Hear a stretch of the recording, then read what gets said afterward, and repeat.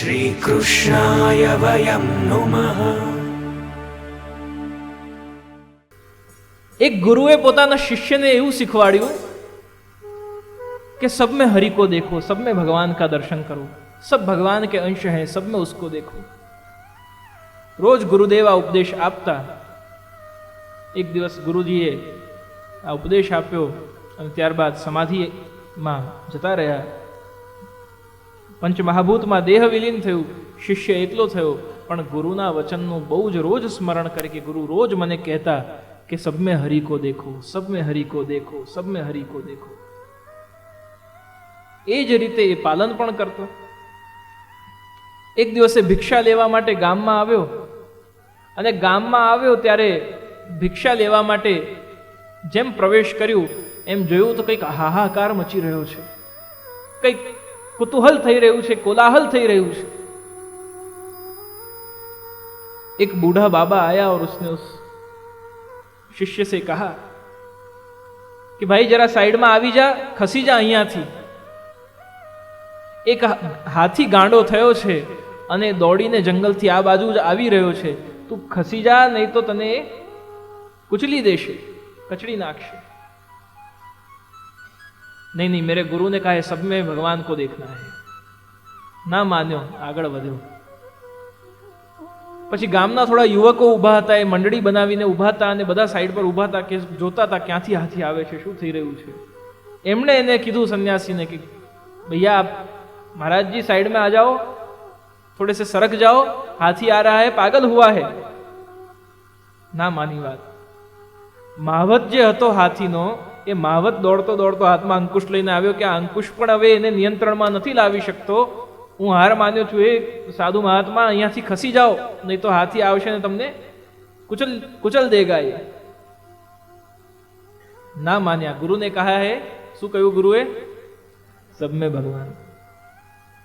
આ વાક્યને પથ્થરની લકીર બનાવીને શિષ્યએ માની લીધી। 3 વખત કહેવામાં આવ્યું છતાંય માન્યો નહીં અને પછી હાથી દોડતા દોડતા આવ્યો અને એને કચડી દીધો। જેમ દેહ છૂટ્યું એમ ધામમાં પહોંચ્યા તો ત્યાં ગુરુદેવ બેઠા છે। ગુરુને જઈને અને સૌથી પહેલા તો પ્રણામ કરવાથી પહેલા શિષ્યએ કીધું कि गुरुदेव ये आपने क्या किया, मुझे मरवा डाला। आपने कहा था कि सब में भगवान को देखना है, मैंने सब में भगवान को देखा, मैंने हाथी में भी भगवान को देखा, पर उस हाथी ने मुझे मार दिया। ये आपने क्या किया? गुरु हंसी ने कहे छे कि भैया तुझे उस हाथी में भगवान दिखे, पर सबसे पहले उस वृद्ध के रूप में मैं खुद आया तुझे कहने के लिए कि तू हट जा। उसके बाद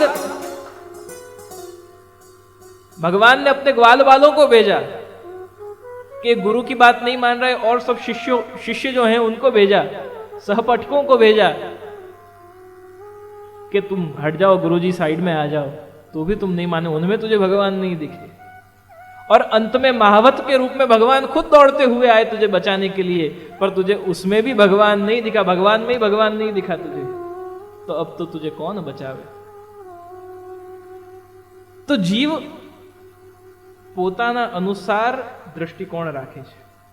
મને સાચું લાગે છે ને એટલે સાચું જ છે। ઓપિનિયન્સ, મને ગમે એટલે સાચું, મારી માટે ખરાબ એટલે ખરાબ। કોઈ વ્યક્તિનો આપણી સાથે બહુ જ ખરાબ અનુભવ રહ્યો હોય તો આપણી માટે બહુ જ ખરાબ વ્યક્તિ બની જાય, પણ બીજા વ્યક્તિ સાથે એનો સારો સંબંધ રહ્યો હોય, સારા અનુભવ રહ્યા હોય તો એની માટે તો એ સારો જ છે, પણ આપણી દૃષ્ટિમાં એ કેવો પણ હોય ખરાબ જ છે। આપણે ઓપિનિયનેટેડ થઈ જઈએ। જય શ્રી કૃષ્ણ કહેવાની, પ્રણામ કરવાની ભારતની સનાતન ધર્મની કેટલી સુંદર પરંપરા છે। વ્યક્તિ કેવો પણ હોય, આપણે તો વૈષ્ણવમાં તો કહેવાય ને કે 7 જન્મના આબોલા હોય તો પણ જય શ્રી કૃષ્ણ છોડવા નહીં, બધાને ખબર છે।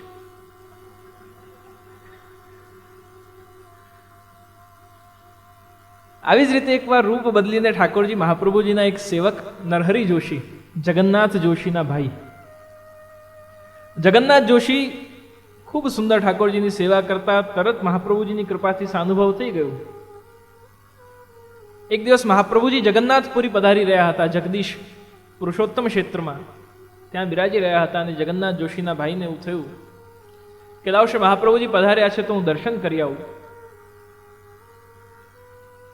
અને માર્ગમાં જઈ રહ્યા હતા, ઠાકોરજીની સેવા કરી રહ્યા હતા, પણ હજુ સાનુભવ થયો નહોતો. જગન્નાથ જોશીના ભાઈ નરહરી જોશીએ નિત્યક્રમ પ્રમાણે વનમાં રોકાયા હતા. ત્યાં ઠાકોરજીને રોટી અને દાલ ભોગમાં ધરાવી. ભોગ ધરાવી તો ત્યાં જોયું કે સામે વૃક્ષ પરથી એક બાળક કૂદીને આવ્યો અને બાળક આવીને કહે છે કે અરે મુझे જરા 2 રોટી और थोड़ी सी दाल दे दो. એ બાળક એટલો સુંદર હતો કે નરહરી જોશીની દ્રષ્ટિ એની ઉપર એકટક રહી ગઈ અને જોતા રહ્યા. સમય થયો, ભોગ સરાવ્યા. ભોગ સરાવીને 2 રોટી અને દાલ એ બાળકને આપી દીધી. બાળક લઈને પાછો ઝાડ પર ચડી ગયો અને ઝાડ પર નરહરી જોશી જુએ તો બાળક ગાયબ. આશ્ચર્યચકિત થયા. રાત્રિ મુકામ કરી બીજા દિવસે સવારે પ્રસ્થાન કર્યો. થોડા દૂર ગયા, બીજા વનમાં ગયા. મુકામ બદલાયો, સ્થાન બદલાયું. ઠાકોરજીને પાછા ભોગ ધર્યા. પાછો બાળક કૂદીને આવ્યો કે 2 રોટી और दाल चाहिए. જગન્નાથ નરહરી જોશીને થયું કે આ કોઈ માયાવી છે, કોઈક છલાવો છે, આ શું છે? કાલે ત્યાં હતો આ બાળક, આજે અહીંયા ક્યાંથી આવી ગયો? આ કોઈક છલાવો છે, આને હું નહીં આપું. પહેલા દિવસે આપી રોટી અને દાલ, બીજા દિવસે આપી નહીં. ઠાકોરજી સાનુભવ કોણે જતાવતા હતા? જગન્નાથ જોશીને. जगन्नाथ जोशी ने जईने कीधुं कि नरहरी जोशी ने कल तो मुकु रोटी और दाल दी नहीं, पर आज तो मुकु रोटी दाल देवे सु मना कर दीसो, आज तो मैं भूख्यो रह गई. जगन्नाथ जोशी तारीख वार समय लखी लीधो कि हवे भाई दर्शन करीने पाछा आवशे त्यारे एमने जाण करीश. आवीने जेम महाप्रभुजीना दर्शन करीने पाछा आव्या तो कीधुं कि आपने क्या कर्यो? ठाकुर जी स्वयं आपके यहाँ भोजन करवे आए और आपने उनको भूखे भेज दिए. नरहरी जोशी बोल्या कि मने लाग्યું કે આ તો કોઈ છલાવો છે, કોઈ છલ થઈ રહ્યું છે, એટલે મેં રોટલી બીજા દિવસે આપી જ નહીં. ત્યારે એટલો સુંદર ભાવ છે. આ પ્રત્યેક આપણે દરેક વૈષ્ણવે આ ભાવને ધારણ કરવાનું છે. ત્યારે જગન્નાથ જોशी કહે છે कि भैया पुष्टि मार्ग में कोई छलावा नहीं होता है. किसी भी रूप में, कहीं भी, किसी भी प्रकार से आपको ऐसा लगे, मान लो कहीं भूत प्रेत दिख जाए तो भी उसमें कृष्ण का दर्शन करो. कण कण में प्रभु है. कोई दिव्य आत्मा, कोई दिव्य पुरुष आपको दिख जाए, कोई महात्मा संत दिख जाए, कोई भगवदीय दिख जाए, छोटा हो बड़ा हो, अरे सर्वव्याप्त तो सर्व जग्याए होय ने. जे बधे ज छे ए तो बधे ज होय.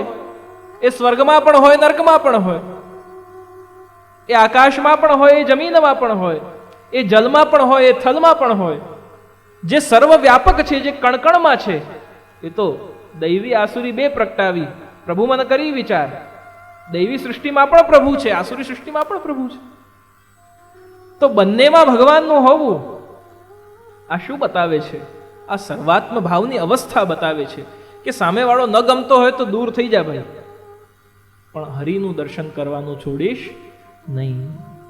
सब में हरि को देखना. वचनामृतમાં આપણે સાંભળ્યું ને આજે કે બધામાં એને જોવું અથવા એમાં બધાને જોવું. સર્વાત્મ ભાવ. તો પ્રભુ આવી અનેકવિધ લીલાઓ વારંવાર કરતા રહે છે.